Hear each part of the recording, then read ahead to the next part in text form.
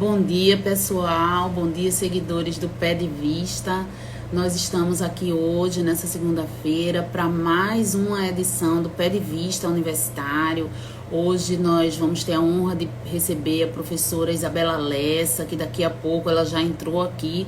Daqui a pouco eu vou apresentar a vocês. Dizer que esse projeto específico, essa coluna do Pé de Vista, é dedicada a entrevistar pessoas com experiência em gestão acadêmica, seja para tratar assuntos legais, como os que vão ser tratados hoje, seja para tratar assuntos que cercam essa atividade acadêmica, principalmente nesse momento desafiador de pandemia que nós estamos vivendo. Então é assim, Dr. Léo Milton, presidente da SEANA, seja bem-vindo. Avise aí aos jovens advogados que isso é interessante. A live de hoje, além de tratar essas questões acadêmicas, é de interesse bem decisivo para os advogados, porque vamos tratar essa questão de possibilidade ou não da redução das mensalidades escolares, possibilidade ou não da adequação do modelo de sala de aula presencial para o remoto, ou devemos chamar de online, a professora Isabela vai explicar. Então, diante disso, é interessante para a advocacia, não só a parte acadêmica, mas a parte de foro mesmo, porque são questões que provavelmente já podem estar situando os seus prováveis clientes, como também vai ser bem afeta ao processo pós-pandemia, tá bom? Então essa live vai ficar gravada aqui depois no feed, vai também para o meu canal do YouTube, professora Emília Queiroz, e sem mais delongas eu vou convidar a nossa entrevistada de hoje, professora Isabela Lessa. Deixa só eu chamar aqui. Isabela. Já está aceitando. Então, pessoal, eu vou pedir que vocês também, quem sabe que esse tema é interessante, algum amigo, porque esse tema hoje vai ser multidisciplinar para advogados, professores, alunos, pais de alunos, né? Então, podem aí nessa setinha do lado direito da sua tela, você pode encaminhar esse vídeo ao vivo para essas pessoas, para que elas entrem também. Outra coisa que eu quero pedir a vocês é que vocês interajam, tá? Essa questão é uma questão nova para a realidade de pandemia, então, tanto os limites das instituições como as possibilidades do consumidor, que está do outro lado, cada dia mais ficam polêmicos, porque nós estávamos num tipo de ambiente que era um ambiente presencial, tradicional, e agora estamos vivendo essa realidade de pandemia com isolamento social, né? Então, diante disso, quem vocês sabem que tem interesse, vocês podem, por favor, ir encaminhando. Não deu certo, acho que algum probleminha de conexão, eu vou enviar novamente o convite para a professora Isabela.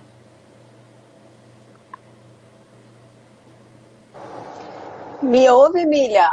Ouço sim, sua imagem que não chegou ainda. Eu tô meio travada aqui e com a cara de assustada. Nem se preocupe. Então, Bela, nós podemos, eu já vou, eu acho, lhe apresentando, né? Vamos na modalidade podcast, né? Enquanto não chega Vamos começando. a imagem. E também a gente pode, se você achar melhor, a gente pode tentar sair, entrar de novo para ver se melhora a sua conexão. A gente pode ir avaliando isso também.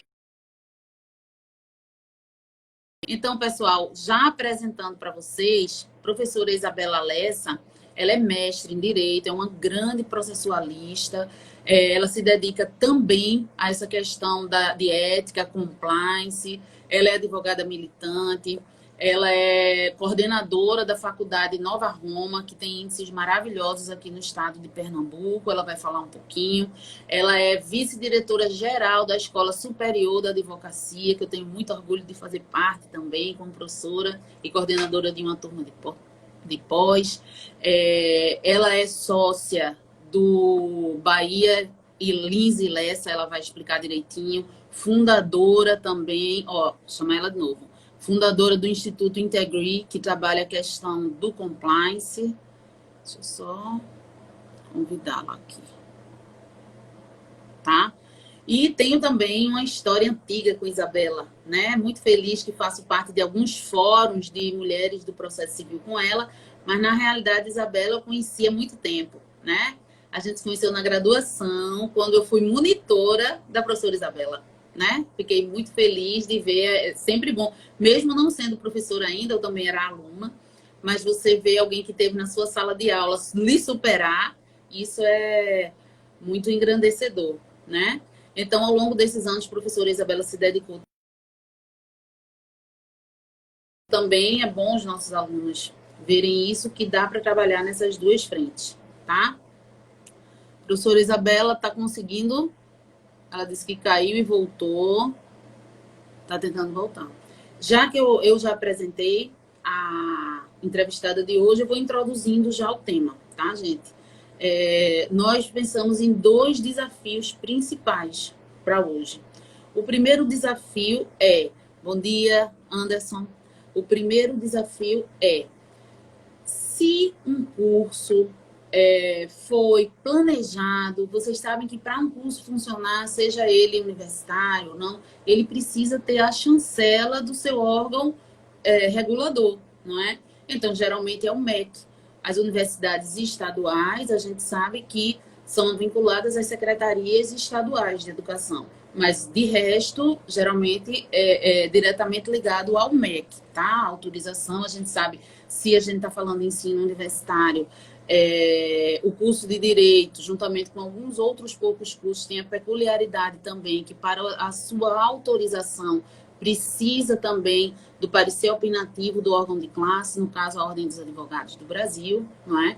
E ele tem que já ter no seu projeto de curso, no seu PPC, em toda a sua regulamentação, ele tem que ter a modalidade em que ele vai ser executado. Se é uma modalidade presencial, se é uma modalidade semipresencial, se é uma modalidade totalmente em EAD, tá? Vamos tentar de novo, professora Isabela, aqui. Vamos tentando. E, Isabela, se conseguir ir falando, já pode me interromper, tá? Então, gente, qual é a grande polêmica?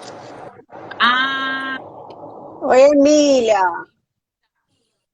Seja bem-vinda, Isabela. Se apresente Tudo bom? Tô novamente. travada ainda. Mas a gente está ouvindo bem. Você pode já ir se Tá, então vamos lá. apresentando. Vamos em podcast. Vamos lá em podcast, então. Eu sou Isabela Lessa, acho que a Emília já começou a me apresentar. Eu sou advogada, faço uma advocacia mais ligada à área empresarial. Trabalho muito com compliance, questões realmente de gestão e mitigação de riscos jurídicos para a empresa. Hoje em dia, esse é o meu foco de atuação. Sou vice-diretora-geral da ESA e sou coordenadora do curso de Direito da Faculdade Nova Roma. E aí, com isso, a gente acaba sendo sempre muito instado e requisitado nessas questões de gestão educacional, né? Porque a nossa Isso, experiência diária está ligada a isso.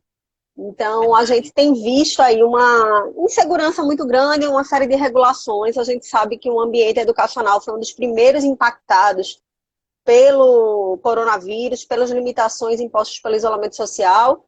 E a gente sabe que a gente deve demorar a voltar, porque é um local em que o risco e a aglomeração de pessoas em ambiente fechado é natural do próprio processo de ensino e aprendizagem presencial.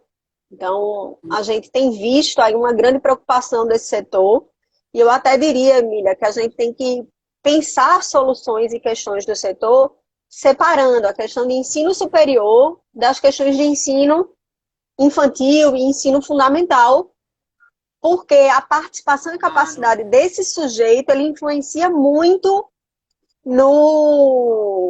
em como resolver melhor essa questão. Tá? A gente sabe que muitas faculdades, por uma opção qualitativa até, não utilizavam nenhuma modalidade à distância, né?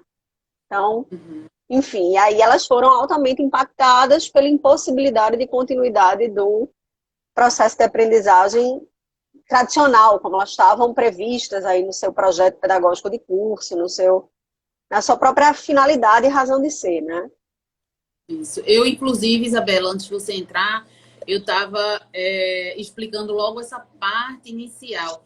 A grande polêmica essa que nós tentar vencê-la. Agora, professor Sandro Prado, seja bem-vindo. Meu Seria colega da Nova Roma, coordenador do nosso curso de contábeis lá, Sandro, querido. Foi meu colega na Uninabuco, há uns anos atrás. Então, Alan, eu já tô o, no 4G, é porque o 4G aconteceu um bug aqui em alguma coisa no meu de casa e eu já tô no 4G. Já testei o da Oi, agora pronto. já tô no 4G da Vivo, vai dar certo. Vai, podcast está ótimo. E sua foto fixou ótima também. Então, Isabela, eu estava dizendo a eles que nossa primeira parte vai ser tentar fundamentar essa questão. É possível, a gente falando tanto o ensino universitário como da educação fundamental, é possível um curso que foi autorizado para modalidade presencial, nesse momento agora, ter aulas remotas? Aí eu já entraria com uma outra pergunta, Isabela. Existe alguma diferença de terminológica em aula online, aula remota? Porque a gente sabe que a opção é ou vai se parar tudo ou vai se adaptar para essas modalidades tecnológicas, digamos assim. Então, existe fundamentação legal, Isabela, para que as atividades possam continuar nesse outro formato mais tecnológico, à distância, digamos assim. Eu queria que você falasse isso para a gente. Então, Emília, logo que começou essa confirmação de que o isolamento social era o caminho, e então as faculdades elas tiveram que parar de funcionar presencialmente, o MEC baixou uma portaria, que é a portaria 343, é a que regula a matéria. Foi a primeira a regular a matéria, a gente já teve várias portarias depois. A gente tem visto que essa é uma matéria que está muito dinâmica, né? Porque a gente tem tido demandas específicas a cada dia. E aí o que se percebe na portaria 343 é o fato de que aquelas faculdades que foram planejadas e autorizadas para funcionarem presencialmente, elas tinham dois caminhos. Um caminho, suspender as aulas, e aí serão obrigadas a repor e a compensar todas essas aulas, esses dias letivos que não foram dados quando retornar à normalidade. Aqui em E não, Pernambuco, a única faculdade que eu tenho conhecimento que tomou esse caminho foi a Federal. A Federal, eu sei que ela usou esse permissivo da portaria 343 e suspendeu as suas atividades. As eu outras acho que faculdades, Isabela, que é a pública, UPE também, né? lá da Secretaria Pronto, Estadual, que ela também está usando essa faculdade. pronto. As outras faculdades, principalmente as privadas, elas acabaram se reinventando e se reinventando numa velocidade muito grande para garantir aulas via remota. Qual é a diferença, Emília, entre via remota e EAD? Veja, no EAD eu tenho aquela coisa clássica em que um professor grava uma aula. Essa aula é disponibilizada para os alunos, tá? Então, eu posso ter turmas enormes, eu posso ter uma mesma aula aplicada por vários semestres.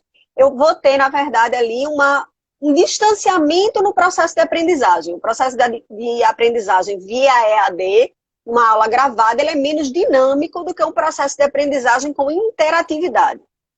Isso. Os meios tecnológicos, né, que permitem a aula via remota, eles têm sido, na verdade, uma forma, e a preocupação da maioria das faculdades, principalmente daquelas faculdades sérias, é garantir que haja interatividade no processo de aprendizagem, porque as faculdades que, Emília, usavam a prerrogativa de ser 100% presencial, elas eram aquelas faculdades que acreditavam que realmente o olho no olho, a interatividade no processo de aprendizagem, ela fazia muita diferença, ela faz diferença. Então, o aluno rende mais, o aluno aprende mais, o professor consegue, que eu acho que esse é o grande desafio, você é professora, você sabe disso.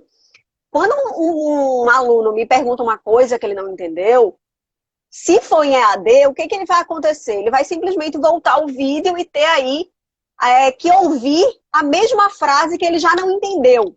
Então, esse processo de aprendizagem, ele é menos dinâmico. Na hora que eu estou em sala de aula, que eu estou presencial ou que eu estou via remota, porque, por exemplo, lá na Nova Roma, nós optamos pela aula via Zoom. Uhum. Então, a gente tem uma interatividade real com os alunos. Tá? Então, o aluno, na hora que ele me faz uma pergunta e eu estou ali interagindo com ele, o desafio do bom professor é reconstruir o seu raciocínio de tal maneira que o aluno consiga entender. Não adianta eu repetir o que eu disse. Né? Porque se eu estou dizendo e você não entendeu, não adianta eu simplesmente falar a mesma frase de novo. Então, a gente muitas vezes, você sabe disso, se desconstrói. A sinergia do momento. Isso.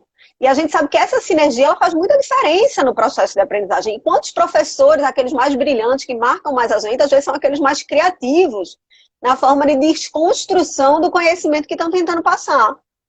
Então, as aulas via remota, eu vejo, na verdade, que num primeiro momento, todos os gestores de faculdade ficaram muito preocupados, mas para adultos ela funciona bem. A gente tem um desafio, que é o fato de que nós temos nas faculdades privadas um perfil de realidade discente muito heterogêneo. Então, e a gente sabe também que ninguém esperava ter que usar tanta tecnologia. Então, você veja aqui, eu não tenho tido problema normalmente, eu tenho uma internet muito boa. Alan perguntou porque eu não usava o 4G, eu tenho 2 contratações diferentes de 4G. E eu estou aqui em podcast com você porque, por alguma razão, não está aparecendo a minha imagem. Algum bug no sistema. Mas que ficam alheias, questões tecnológicas que ficam alheias àquele controle que nós teríamos no presencial, que os riscos seriam menores, não é isso? Porque no presencial a gente acaba tendo outros riscos, né? Aqui em Recife começou a temporada de chuva, o risco era não começar a aula no horário. Porque alaga, o professor não consegue chegar, tem trânsito, Então, eu acho que a gente está aprendendo a lidar com outras dificuldades, outros desafios, isso. Outros desafios. Eu lembro que certa vez eu dava aula em João Pessoa, numa graduação, que eu ia para lá só para isso. E quando eu cheguei, era uma aula uma vez por semana de processo. Você sabe que quando acumula processo é um problema, né? E fica de repor porque era em outra cidade. E assim que eu cheguei, os alunos estavam em polvorosa na sala. Eu ar-condicionado tinha quebrado. Era uma sala que não tinha e não tinha outra sala. Aí disse, professora, e agora eu disse, calma, não tem problema. E eu lembro, como se fosse hoje, que tinha um pátio lindo na faculdade, uma área mais restrita, que tinha uns banquinhos embaixo. Aí disse, hoje vamos ter aula tal qual Sócrates fazia com seus discípulos. Aí tive que adaptar a metodologia, porque eu não tinha a lousa, eu não tinha slide, né? Mas consegui vencer o conteúdo daquela forma. Então, não é o fato da gente dizer que está no presencial que vai ser garantido e vai ser tudo sempre muito tranquilo.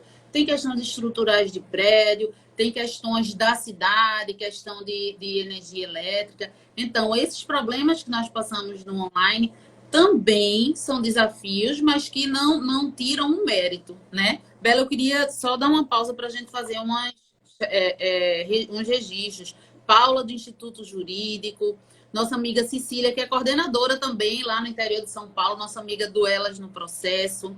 Patrícia Barbosa, presidente da Comissão de Direito da Criança e do Adolescente da OAB.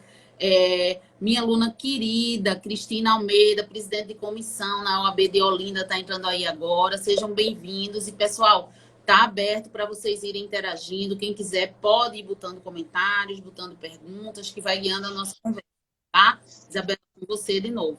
Então, deixa eu registrar aqui a presença de 2 queridos. Na verdade, eu já vi aqui Túlio, mandou um beijo, meu aluno querido. Shirley também, a Cecília aqui registrando e agradecendo. Realmente é um momento que tem sido de desafio para a gente, né, Emília? Eu brinco que eu era uma professora muito raiz, sempre fui muito raiz.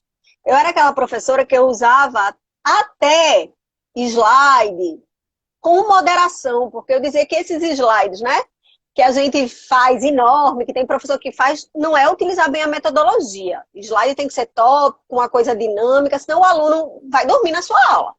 Exato. E aí eu era uma professora muito raiz, né? Eu era a rainha do fluxograma nos quadros. Os alunos, no primeiro dia de aula, eu já aviso a eles, olha, não reclama, para não enfraquecer a amizade, compra um caderno de desenho, se não vira sem reclamar. E aí a gente está tendo que se reinventar. A gente está tendo que reaprender como fazer. É muito desafiador para o professor. Eu tenho tentado mostrar isso para os alunos também. É difícil para o aluno, o aluno não tem ergonomia, o aluno não tem estruturação, o aluno não tem em casa, muitas vezes, um ambiente propício ao processo de aprendizagem. Mas para o professor também é muito desafiador. A gente usa o Zoom, Emília, e aí eu entendo também, os alunos, por conta às vezes até da infraestrutura que tem em casa, ou por conta das limitações tecnológicas, eles fecham a câmera. Então, de repente, a gente se vê dando aula para um bando de câmera fechada. O nome do aluno está ali, e isso para a gente é desafiador, porque a gente que acreditava nesse processo de troca, olho no olho, vai, vem e tal, a gente acaba perdendo um pouco quanto a isso, né? Eu queria só fazer um parênteses aqui, porque a gente começou, acho que, distinguindo aqui os dois segmentos de educação. Quando a gente fala de educação escolar, a gente sabe que as escolas elas optaram por um caminho inverso no primeiro momento. Elas suspenderam as suas atividades em abril, elas deram férias oficialmente em abril. Essa foi um acordo do Sinep, né, do Sindicato de Escolas aqui de Pernambuco, junto com o Ministério Público, que era o melhor caminho para que as escolas pudessem se adaptar. E até também lá em março, finalzinho de março, ninguém sabia quanto tempo isso ia durar, né? A gente achava que a gente estava fazendo uma gambiarra para 2 meses. Ninguém imaginava que a gente ia terminar um semestre nessa metodologia e já está discutindo talvez o começo de outro semestre nesta mesma metodologia, porque faculdade é semestral, escola não, escola é anual. E aí a primeira coisa que o MEC fez para a escola foi flexibilizar a regra, né? A gente tinha uma dupla regra de jornada, digamos assim, escolar. A primeira é a questão de 200 dias letivos, então essa regra dos 200 dias letivos, ela foi flexibilizada. E para a faculdade, Isabela, é 200 dias letivos? Não, nunca foi, porque faculdade o controle é semestral, então faculdade era 100 dias letivos, isso foi flexibilizado. E qual é o enfoque principal? É a carga horária, 800 horas anuais, no caso de escola, e no caso de faculdades, 400 horas. Né? O que a gente vê é que quando a gente fala de educação escolar, e você sabe que eu tenho 2 crianças muito pequenas em casa, a gente... também. A minha experiência... para eles? Então, para mim, aqui em casa, eu tenho até questionado muito isso, porque os meninos estão muito resistentes. Eu tenho uma criança de 6 e uma criança de 4. Eles não eram crianças, nunca foram crianças tão acostumadas a muito uso de tecnologia. Esse é o primeiro empecilho. Que eu acho que é um empecilho bom. Eu acho que a gente tem que criar criança para correr, brincar ao ar livre. Então, eles eram crianças sempre estimuladas a isso. Acha, né? Nessa faixa, principalmente, eram crianças muito ativas. Então, de repente, eu tenho crianças que faziam 3 esportes trancadas num apartamento. E eu sei que eu estou melhor. E eu sei que a gente tem uma infraestrutura melhor do que a média dos nossos alunos, do que a média das pessoas, graças a Deus. Mas para eles, isso é muito difícil. E aí eu tenho tentado dosar. Me preocupa muito meu mais velho que está no ano de alfabetização. É complicado. Então, assim, eu tenho tentado dosar. Então, em vez de me desgastar fazendo com que ele assista a aula, eu tenho me preocupado em todo dia fazer uma atividade para que ele não perca o conhecimento já adquirido. Agora, como experiência de vida, Emília, para mim é muito claro também que 1 ano na vida escolar de uma criança não vai fazer a criança deixar de ser tudo que ela tiver para ser no seu potencial.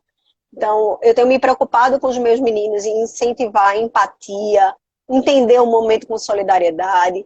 A gente tem falado muito aqui em casa e trabalhado muito essa questão de acolhimento dos sentimentos, então tá difícil. Então a gente tem estimulado os meninos muito a falarem quando tá difícil. E eu acho que é esse aprendizado de humanização que a gente pode levar desse tempo. O técnico, a gente corre atrás depois. Vai ser um desafio, vai. Olha, nossa amiga a gente corre. Ana Firmino, presidente da OAB de Jaboatão, entrou agora. Ana, estamos fazendo quase um podcast porque técnicas, por isso que a imagem está controlada. E, Isabela, você trazer essa questão também, porque se a gente parar para pensar, no momento a educação infantil, principalmente, está tendo essa adaptação que não é tão fácil como a educação superior, exatamente pela faixa etária e pelo costume de vida do seu público, dos seus alunos, né? Isso. Por exemplo, se nós estivermos reduzindo aos alunos de direito, os alunos de direito já tinham que estar interagindo direto ou indiretamente com o PJLs, já são a geração Isso. né? Eles são aquela geração que já estão incluídos digitalmente. Então, no caso dessas crianças, aí eu remontei um pouco a questão da Constituição, porque na Constituição da gente diz que a educação tem que haver uma parceria de deveres entre a família e o Estado, né? Aí vem os colégios todos, as instituições que têm essa concessão do Estado. Mas a questão é a questão prática, né, Isabela? Porque eu tenho vários amigos, minha criança de casa, na verdade, é adolescente, é ensino médio, aí as tensões são outras, né? Essa marcação, remarcação do Enem, porque para ele não é só os menores, se a gente for comparar, tem que vencer aquela quantidade de horas, né? Mas quando você vai chegando no ensino médio, eles nem se preocupam tanto essa questão das horas. Eles se preocupam com o resultado que estão se preparando para ser, seja no Enem, no SSA, no ingresso à vida universitária, né? Como eu acho que também nossos alunos de direito que já estão do meio para o fim do curso, talvez não se preocupem nem tanto em vencer aquelas horas que faltam, mas sim no exame de ordem, né? Então, eu acho que permissibilidade, porque pela sua fala a gente já conclui que, de fato, é permitido fazer essa migração, apesar dos cursos terem sido autorizados para presencial ou até semipresencial, nesse momento, justificado pela pandemia, é possível sim se fazer essa migração para essa forma remota, né? Seja o EAD, que é esse estilo mais engessado, seja as aulas remotas, né? Isso, o que a gente tem que ver, Milha, e aí eu sinto às vezes uma falta de tolerância muito grande de pais e alunos, é que a gente tem que ver que as escolas e faculdades, elas não optaram por esse caminho. Eu vejo às vezes gente falando em quebra contratual porque eu contratei o presencial. Meu amor, veja, estamos fora do lugar comum. Não me parece haver quebra contratual, está havendo uma readequação na forma de oferta do produto e serviço para o que é possível no momento em que vivemos. Então, a gente tem que lembrar que a possibilidade e a primazia da realidade, eu trazendo um instituto aí muito comum no direito do trabalho, mas que eu acho que vai se aplicar a muitas questões contratuais agora. A primazia da realidade impõe esse momento. Então, esse momento não é uma opção da escola, uma opção da faculdade que não quer ofertar. Você estava falando aí de Durvalzinho, né? A gente sabe que nessa idade ele já tem uma inclusão tecnológica, uma capacidade de interagir, de produzir. Eu acredito até que esse sistema remoto, ele funciona bem, talvez a partir de 10, 12, 13 anos, ele já funciona legal. Quando a gente fala de crianças menores, é por isso que eu tenho muito medo de colocar a tratativa no mesmo plano. Por isso que, apesar de eu ser uma gestora de faculdade, eu estou fazendo essa ponderação como mãe, porque eu tenho sentido a diferença. As dificuldades são outras. Veja, a dificuldade do meu aluno de faculdade, às vezes, é a própria inserção qualitativa digital, digamos assim. Ou seja, a internet que ele tem, a ergonomia, o fato de que para ele também está difícil, ele está fora de ordem em casa, né? Então, a gente sabe isso, que essa sobreposição de funções em que nós somos jogados, ela não foi planejada. Eu tenho brincado muito isso é um home house, isso não é home office, isso não é homeschooling. Porque home office, homeschooling, amiga, isso é um processo pedagógico de trabalho, um processo organizacional de aprendizado, que não é o que a gente está vivendo, porque ninguém se organizou para isso. A discussão das estratégias, da estrutura necessária, não é? Isso é, na realidade, o que se achou, eu acho que para diminuir os danos necessariamente que os próprios alunos e as instituições teriam, né? Mariana, doutora Mari Pacheco, hoje de noite eu vou estar com ela dando uma palestra para a FG. E a professora Mariana está com uma bebezinha em casa e continua o mesmo ritmo de advocacia e o ritmo de ter que dar as aulas dela também. E os nossos alunos universitários, Bela, muitos desses alunos também têm essas crianças de ensino fundamental em casa. Sim. Então, apesar dessa portaria, dessa resolução ter permitido os cursos que já eram autorizados para a modalidade presencial ou semipresencial migrarem para essa forma remota, nós temos que ter essa questão também da adaptabilidade da situação. Qual vai ser o home office daquele aluno. É isso que exatamente a gente tem que ver. A Ana Firmino estava exatamente ponderando isso. A gente está vivendo um momento que é o típico caso fortuito e força maior. Não vamos entrar na discussão acadêmica de qual é a diferença entre um e entre outro, mas a gente tem que lembrar que aqui, eu vejo até com alguma restrição a questão da aplicação da onerosidade excessiva ou a aplicação da teoria da imprevisão, porque estas são teorias que a gente aplica normalmente quando a gente tem uma vantagem extrema para uma das partes. A gente não tem vantagem. A gente não tem vantagem extrema. Nenhuma faculdade, nenhum colégio queria estar vivendo isso. Isso aqui é um momento, na verdade, de extrema insegurança para todo mundo. Então, a gente tem que lembrar disso. Isso é muito importante pontuar. Eu não estou com isso falando aqui, poderia ser até uma fala, viu, Emília? Que quem ouviu dizer, ela está falando enquanto gestora de uma faculdade. Não, eu estou falando como advogada, eu estou falando uma ponderação que eu faço para os meus clientes sempre. A gente, como filtro ético, e o advogado ele é um filtro ético para o seu cliente, a gente tem que ter cuidado e cautela de como gerir o que está acontecendo de fato. Qual é o problema, para a gente também não achar que a coisa tem uma má fé da outra parte. O que é que eu acho que está faltando, às vezes? E isso fica muito claro, Emília, no parecer do Ministério Público de Pernambuco. A gente teve recentemente um parecer do Ministério Público de Pernambuco. A gente teve uma ação civil pública, né, que está tramitando, e a gente tem aí uma questão também relacionada a isso, de que o Conselho Nacional de Educação também já se pronunciou sobre a matéria. Então, a gente tem aqui um plexo normativo muito grande que a gente tem que ver como base. Vejam, qual é a recomendação para as escolas? Sejam mais transparentes. Demonstrem a real condição de diminuição de gastos que vocês tiveram ou não. A gente sabe que nas escolas, nas faculdades, nem todo mundo paga o ticket cheio. Então, o ticket médio daquela faculdade não é o valor da mensalidade. A gente tem bolsas, a gente tem descontos, a gente tem parcerias. A gente sabe que esse mercado, você já atuou como gestora nesse mercado, ele é um mercado altamente agressivo. Eu acho que o de faculdade mais ainda do que o de colégio. Por exemplo, eu e você, a gente começou numa faculdade. Na época que a gente fez, na época da gente é coisa de velha, né, Emília? Não, mas é isso mesmo, né? Acho que eu fui tua monitora, né, Bela? O pessoal vai Fica quieta que eu fui professora de Ana Firmino, ela estava lembrando isso aqui, eu fui professora dela. Depois de Já. A gente pula essa parte. Mas veja, na época que a gente começou a faculdade, a gente tinha acho que 3 ou 4 cursos de direito aqui em Pernambuco. E a gente não tinha uma rotatividade, a gente começava ali e a gente ia terminar o curso ali. Verdade. Agora, o perfil do consumidor mudou, o perfil do mercado mudou, e esse aluno, ele ficar insatisfeito com qualquer coisa, ele muda para outra faculdade. Essa é uma realidade do mercado. O mercado ele é altamente dinâmico. Bela, você, com a sua experiência de coordenadora, também deve ter passado já muito por isso, nós pegamos muitas vezes alunos que já estão na 3ª ou 4ª faculdade, numa graduação que é de 10 semestres, né? Exatamente por esse, é quase um self-service, né? Isso. Por causa das normas de mercado.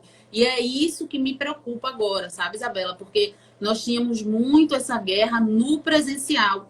Se nós formos fazer para o curso de Direito, a gente sabe que eu acho que tinha um funcionando por liminar, mas não foi autorizado ainda, pelo menos massivamente, autorização para cursos de Direito em 100% em AD. Eu acho que teve um caso de uma liminar no Mato Grosso do Sul apenas. Então, como vai ficar esse mercado agora, que é tão agressivo, pensando na situação das empresas, as menores? Será que elas sobrevivem, as que estavam focadas só no presencial? Como é que você vê essa questão também das universidades?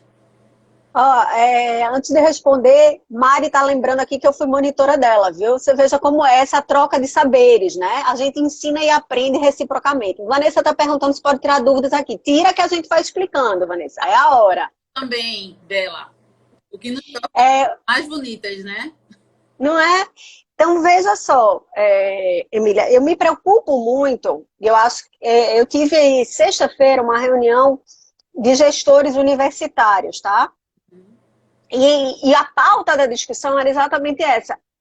O fato de que como é que os pequenos grupos eles vão ter cacife e condições de competir com os grandes grupos. Porque os pequenos grupos, eles têm um ticket médio menor. Veja, o que é o ticket médio? É quanto efetivamente ela recebe por aluno. Tá? Muitas faculdades, elas não operam no 100%, elas não recebem, elas recebem poucas mensalidades cheias. Elas operam, então, num ticket médio de 70%, 60%, 50%, por conta dos descontos. Então, o que a gente vai vendo? É que elas não têm lastro financeiro para isso. E que o maior gasto da maioria das faculdades é com o pessoal, e esse gasto não foi reduzido. Porque o maior gasto das faculdades é com os professores. E os professores estão aí, né? Se reinventando, tentando fazer o seu melhor. Eu tenho muita gratidão pela minha equipe da Nova Roma. Eu tenho uma equipe de professores muito parceiros. Você, inclusive, é amiga de vários deles. Claro, beijo. Ele, Nova Mamãe também. Não é? Eu tenho uma equipe muito parceira, eu tenho uma equipe muito boa e eu vejo o esforço diário e diuturno dos meus professores se adaptarem. Então, a Ring Light, a gente tinha troca no grupo de onde comprar mais barato para poder ficar melhor a gravação mais clara. Quadro, todo mundo andou comprando quadro ou flip charter para poder dar aula de uma maneira mais interativa, enfim. Então, o que eu acho assim, a gente tem que ver que a gente tem que ter muito cuidado para a gente não passar para um momento, que é um momento que Rony Duarte, que foi presidente da nossa querida OAB, alertou lá no início, que a gente vai ter mais falidos do que falecidos. Eu li semana passada uma reportagem até na Fazer Crescer, exatamente dizendo, não deixe as escolas morrerem. Vai ter muita escola que vai morrer. Vai ter muita escola que vai falir, vai ter muita faculdade que vai falir. E quem ganha com isso? Verdade. Porque eu vou... Uma pergunta bem pontual, assim, que a gente já foi começando a receber por direct quando foi anunciado, né? Quando foi anunciada essa live. Essa questão contratual, voltando um pouquinho a essa questão contratual. A gente sabe que o contrato existe um mix de relações, na realidade, nessa questão educacional. Sim. Existe um contrato que é educacional entre o aluno e o professor, existe um contrato entre o professor e a instituição, que é trabalhista, existe um contrato entre o aluno ou o representante do aluno e a instituição, que aí sim é de direito do consumidor. Eu lembro que nós também fazemos parte do Pinga Fogo do Processo e nós fizemos um vídeo, um jogo de pergunta e resposta, revisões contratuais. Essa categoria de mensalidades escolares entrariam nesse gênero maior dessas revisões contratuais ou teria que ser tratada especificamente para essa relação? Dentro disso, Isabela, a gente pode falar numa possibilidade impositiva para que as instituições, sejam colégios, sejam universidades, tenham que reduzir essa mensalidade escolar.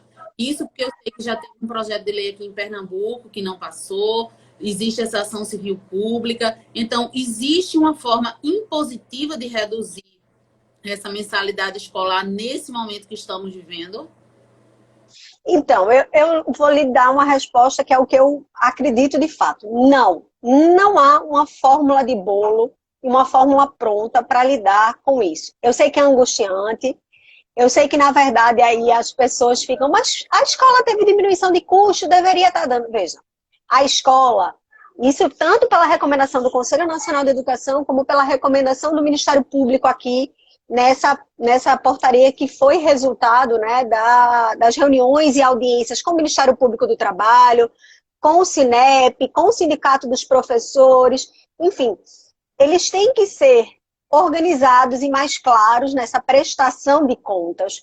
Então, eles deveriam, sim, estar demonstrando exatamente isso, que eles não tiveram uma redução tão grande, que houve um aumento substancial da inadimplência, tá? Então, eu não posso chegar para uma escola e dizer dê 20% para todo mundo. Eu fiz isso com base em quê? Cadê a razoabilidade, a proporcionalidade? Que foi o que aconteceu aqui em Pernambuco no primeiro momento, né? A gente teve uma ação civil pública que o Ministério Público entrou contra uma escola X, eu não vou falar os nomes por uma questão de ética, tá? E Nos outros casos, a gente teve, então, uma outra ação civil pública que foi ingressada contra 5 escolas, né? E aí, contra as 5 escolas, ela foi proferida uma liminar do juiz, né? Autorizando uma redução, aí deu um provimento parcial, porque a ação pedia 30%, e a liminar concedeu 20% de desconto. Com base em quê? Por que 10? Por que não 10? Por que não 30? Com base em quê? Porque, veja, se eu não estou com as planilhas de custo, se eu não estou claramente com um contraditório, me parece que eu não tenho como dar essa receita. Eu, como juiz, eu tenho que também ter o cuidado de autocontenção do judiciário. Eu morro de medo de ativismo, eu não gosto de tirania de nenhum lado, nem tirania do Estado, nem tirania togada. Então, a gente tem que ter muito cuidado nisso. Vanessa, eu vou chegar agora na tua pergunta. O que me parece é o seguinte, é a boa-fé que tem que pautar essa revisibilidade contratual. Então, se eu estou sendo impactada, como a Vanessa disse aqui, eu sou autônoma, então ela claramente está sendo muito mais impactada pela crise do que outra pessoa, tá? A gente tem algumas classes, e é interessante pontuar isso, que ainda não foram tão impactadas. Podem ser, se a crise se agravar, a gente pode ter servidor público sofrendo mais, aposentado, mas ainda não foram imediatamente. Apesar de que isso, Emília, me lembra depois de responder, porque numa das ações civil públicas isso é questionado. Esse é o fundo, viu, da discussão. Essa questão de criar distinções desarrazoadas. Perfeito. Então, Vanessa, a gente vai ter que ter o cuidado do seguinte, a escola tem que estar aberta a discutir caso a caso, sim. A escola ou a faculdade. E eles não podem pedir para você comprovação. Porque tinham algumas escolas aqui em Pernambuco pedindo comprovação. Só vou conceder desconto se você me comprovar que a sua renda caiu. Veja, isso entra numa esfera privada das famílias que não compete à escola controlar ou diligenciar. Então, é muito importante a gente frisar isso. E aí, isso é claro, tanto na fala do Conselho Nacional de Educação, como na fala do Ministério Público Estadual. Então, a escola que vinha e dizia, eu só vou dar desconto se for comprovada a sua necessidade, isso não pode, isso não cabe. Não tem sentido de ser. Agora, qual é o caminho que a escola tem que ter? Ela tem que ter um canal claro, a escola ou a faculdade, um canal claro para que as renegociações possam ser feitas. E aí a renegociação impõe na escola, escola aqui no sentido amplo, tá, minha gente? Um dever de ouvir qual é a dificuldade dessa família, desse contratado, ver direitinho, a contratante, né, no caso, a escola que é o contratado, ver direitinho como pode ajudar, propor, às vezes, uma outra forma de adimplemento daquela obrigação, então redivide, renegocia, se não tem condição de dar o desconto que a parte está pretendendo ou precisa, porque isso é uma composição de interesses, eu vou ter que, então, parar, e aí estou vendo o Dani Janguier aqui, e negociar. É o tempo da negociação. A coisa não tem resposta pronta. Então, me parece abusivo, sim, ações judiciais que chegam e determinam o percentual de desconto que uma escola tem que dar. Esse não é o caminho. Agora, por outro lado, as instituições elas têm que ter um canal de comunicação claro, elas têm que ser transparentes quanto às suas planilhas de custo, de gasto, planilha inclusive de inadimplemento, porque, Emília, isso é um dado relevante. Isso é um dado relevante. O inadimplemento aumentou muito. E aí eu já digo aí ao consumidor, ele não pode ter o nome colocado no SPC e Serasa por conta de inadimplemento dessas obrigações nesse momento. É um momento de solidariedade, é um momento de maturidade social que a gente nunca foi exigido antes, talvez dessa maneira. Então a gente tem que ver, e é por isso que eu insto todo mundo aqui a lembrar disso, não está fácil para ninguém. Não está fácil para as escolas, não está fácil para as faculdades, não está fácil para pai, não está fácil para aluno, não está fácil para ninguém. Nem para os professores, né? Não esquecendo a nossa classe. Isabela, deixa eu constar aqui a presença do aniversariante da semana que passou, o professor Marco Aurélio, também lá da UAB, diretor da escola da AGU e fundador, um dos fundadores do Pé de Vista. Obrigada por ter aprovado esse espaço do Pé de Vista Educacional, Marco, e por nos honrar aí com sua presença. Também Dani Janguier, super atuante, também lá da comissão do Fashion Law. Cláudio Rego, nosso colega lá da ANEP, sejam bem-vindos.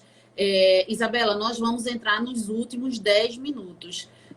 Uma coisa que eu acho interessante também foi muito perspicaz você ter falado isso, essa questão da demanda excessiva ao judiciário, essa questão da impositividade pela substituição da vontade das partes na decisão judicial, exatamente porque eu acho que esse momento agora nós estamos em choque com dois princípios, né?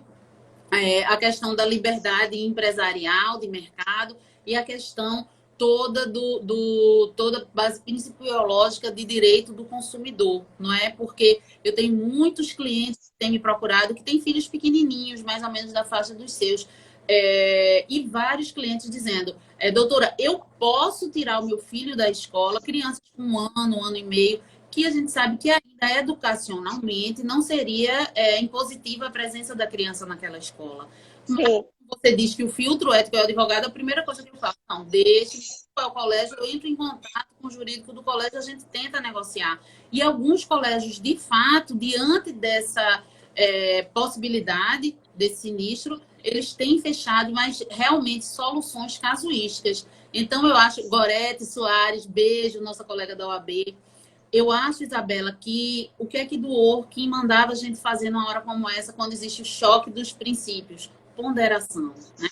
E a ponderação só pode ser feita caso a caso. Qual é o tamanho da escola? A escola não está tendo gasto com a questão de transporte, não está tendo gasto com a questão de energia e algumas outras economias conseguiu fazer, mas a questão da contratação de plataformas, né? E todo isso. Mas a gente sabe também que na plataforma alguns professores estão sendo aproveitados para um ensalamento maior. Então, eu acho que essa ponta do lápis que vai fazer a diferença caso a caso.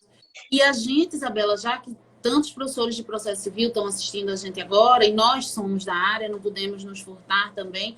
A questão que veio com tudo no CPC 2015, que eu sei que você gosta muito, a professora Patrícia Freire também, manda um beijo para ela, gosta muito.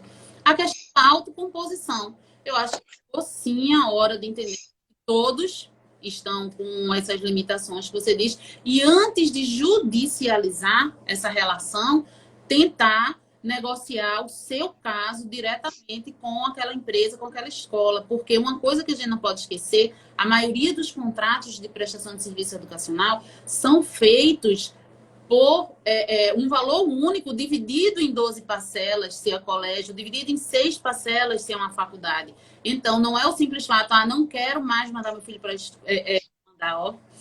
que meu filho continue com esse serviço, eu não quero mais continuar com esse serviço e simplesmente deixar de pagar. A gente tem que estudar aquele contrato, saber qual é a cláusula penal, né? E saber que você comprou uma prestação de preço único que vai dividida nessas parcelas. O que é que você acha, Isabela? Então, a primeira ponderação sua está perfeita. A gente tem que lembrar que são contratos de semestralidade ou de anualidade. Tá? Então, esse é o primeiro ponto que a gente tem que partir. Então, eu, na verdade, celebrei um contrato cujo adimplemento foi diluído nos meses. Então, eu não posso simplesmente parar de pagar. Então, a minha primeira fala para o consumidor é não pare de pagar. Está com dificuldade, vá negociar. Você tocou aqui na questão do CPC, e eu acho que essa é a maior reviravolta paradigmática que a gente tem tido no processo, e a maior reviravolta cultural que a gente tem no processo, é o fato do empoderamento das partes. A gente está tentando suplantar um modelo verticalizado de solução de conflitos, em que o Estado vem e substitui a vontade das partes, e atua aí com um império tremendo sobre as partes. A gente está num momento de empoderamento das partes. A gente fala tanto de empoderamento feminino, mas vamos falar agora aqui de empoderamento das partes. Os sujeitos contratantes, os sujeitos da relação jurídica, eles são partes capazes de negociar na maioria das vezes. É interessante que a gente teve aqui em Pernambuco a PL 1028 de Álvaro Porto, que trazia essa proposta aí de um desconto progressivo, escalonado, né?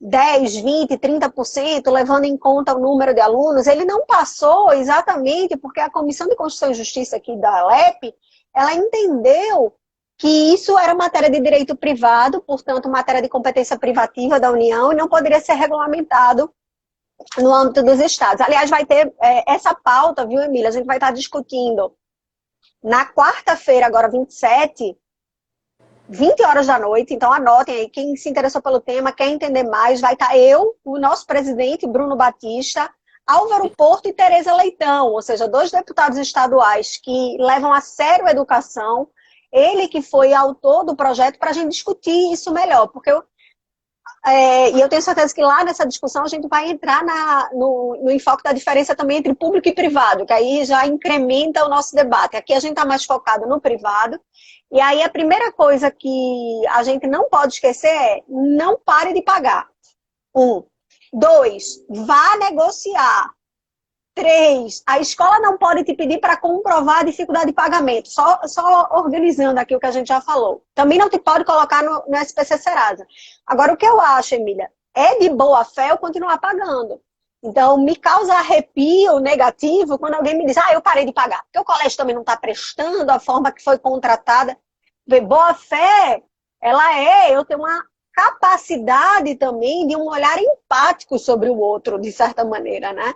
E o tempo está exigindo isso. Então, e aí qual é o dever que a escola tem e tem exercido mal? Um dever de transparência, um dever de publicidade, um dever aí de mais clareza, negociação, abertura, qual é o caminho? Com quem eu falo? Ele não pode me mandar falar com alguém que não tem capacidade ou condição de negociar.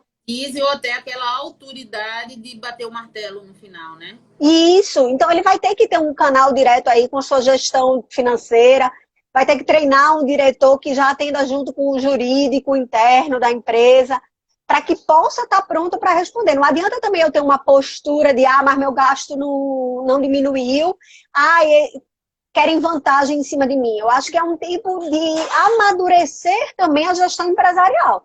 Então, o empresário ele tem que entender que está muito... Eu concordo com o Dani Janguier, os advogados de escola estão dormindo no ponto, as escolas estão dormindo no ponto, porque isso era a hora de fazer do limão uma limonada. Não adianta eu achar que aquele velho paradigma empresarial, em que eu oferto assim mesmo, atrai o meu consumidor. O meu consumidor quer mais, ele quer proatividade, ele quer transparência, ele quer mais clareza, ele quer abertura do diálogo. Então, essa abertura de diálogo é um dever, para mim, ponto de partida e chave para a solução da questão.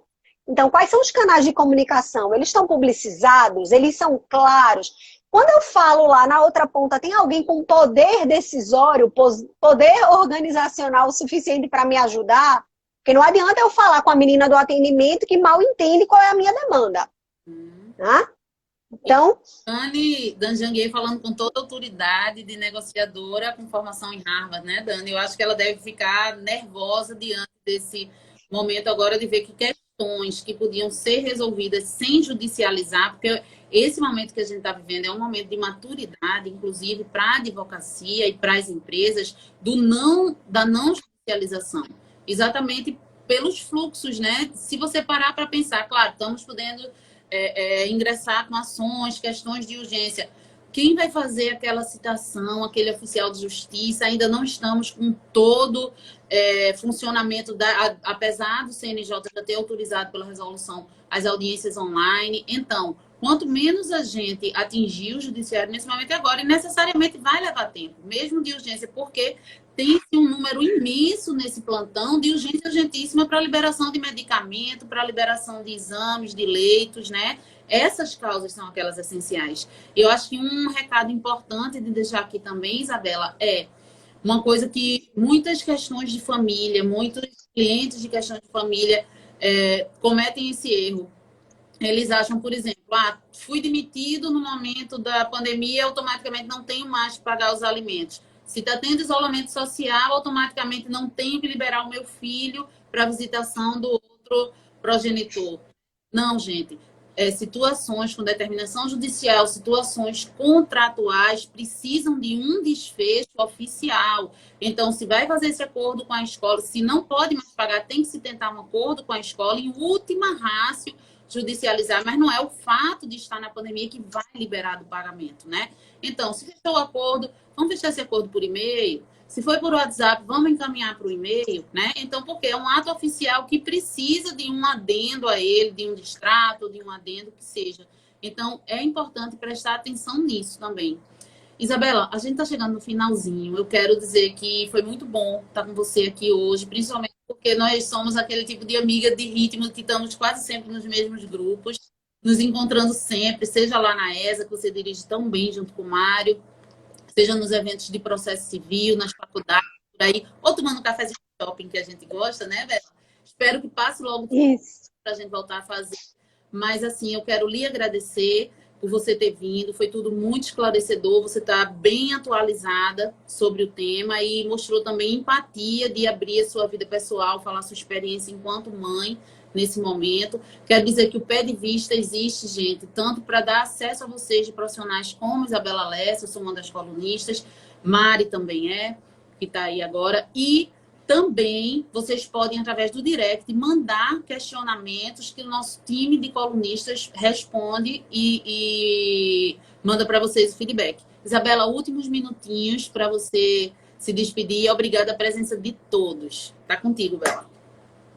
Emília, querida, eu que agradeço esse Pé de Vista que é gerido tão competentemente por tanta gente querida, né? Tantos colunistas especiais, você, Mari, Marco, Renata, Patrícia, Emanuele Beltrão, vejo muita gente querida aí unindo esforços para levar conhecimento de qualidade, acho que simplificar informações jurídicas.